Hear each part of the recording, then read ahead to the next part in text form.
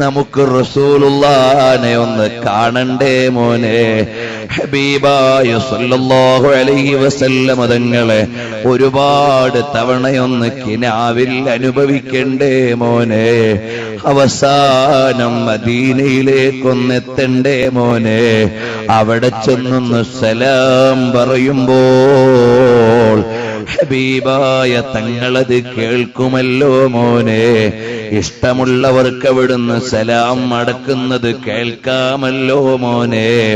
അപ്പോൾ ഹബീബായ തങ്ങളുടെ മദീനത്ത് ചെന്ന് സലാം പറയുമ്പോൾ അവിടുന്ന് ഖബറു ശരീഫിന്റെ ഉള്ളിൽ കിടന്ന് വഅലൈക്കുമുസ്സലാം എന്ന് പറയുന്നതൊന്ന് കേൾക്കാൻ ആശയില്ലേ മോനെ.